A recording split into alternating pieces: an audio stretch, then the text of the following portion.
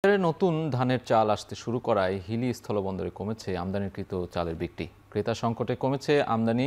প্রতি কেজি চালের দাম কমেছে ৩ থেকে ৪ টাকা পর্যন্ত। এ বিষয়ে বিস্তারিত জানাতে হিলি স্থলবন্দর থেকে সরাসরি যুক্ত হচ্ছেন সোহেল রানা। রানা, চাল আমদানি রপ্তানির খবর জানাবেন, সবশেষ সেখানে কেমন অবস্থা দেখছেন?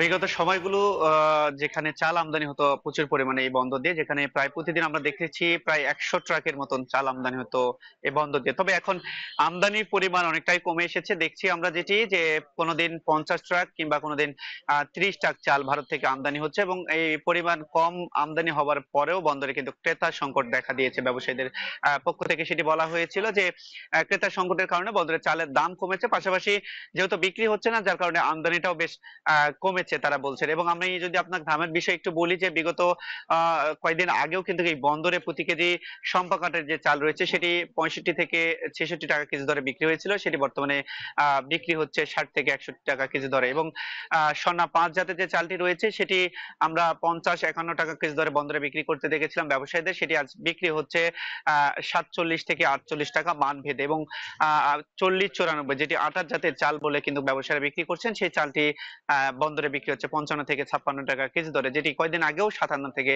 ৫৮ টাকা দরে বিক্রি হয়েছিল। অর্থাৎ দামের বিষয়ে যদি আমরা বলি, যে আসলে সব চালের দামে প্রায় ৩ থেকে ৪ টাকা কমেছে। এটি সাধারণ যারা ক্রেতা রয়েছে তাদের জন্য স্বস্তির খবর হলেও ব্যবসায়ী যারা রয়েছেন তাদের কপালে কিন্তু একটা দুশ্চিন্তার ভাঁজ। আসলে তাদেরকে লোকসান গুনতে হচ্ছে প্রতি কেজিতে প্রায় ২ থেকে ৩ টাকা। তারা বলছেন যে আসলে এই ভরা মৌসুমে চালের সময় সময় বৃদ্ধি এবং আমদানির যে অনুমতি, সবকিছু মিলেই ক্রেতা সংকট তৈরি হয়েছে এবং তাদের লোকসান হচ্ছেন তারা বলছেন। এবং আমি আপনাকে একটু বিষয় জানিয়ে রাখি সাজিদ, সেটি হচ্ছে যে এখন কিন্তু আমন মৌসুমে, এই ভরা মৌসুমে সরকার নতুন করে ১ লাখ টন চাল আমদানির অনুমতি দেওয়ায় যারা কৃষক রয়েছেন তারা কিন্তু বেশ দুশ্চিন্তায় রয়েছেন ধানের দাম পাওয়া নিয়ে। যেহেতু ভারত থেকে চাল আসবে, সেক্ষেত্রে ভারতীয় চাল এবং দেশীয় চালের দামের কিন্তু একটা তারতম্য থাকবে। সেই জায়গাতে যারা কৃষক রয়েছেন তারা কিন্তু লোকসান গোনার সম্ভাবনা রয়েছে। সব মিলিয়ে বলা চলে যে এখন পর্যন্ত হিল স্থলবন্দরে চাল আমদানিটা অব্যাহত রয়েছে, তবে আগের তুলনায় আমদানি কম, বিক্রি কম এবং দামও বেশ কমেছে সাজিদ।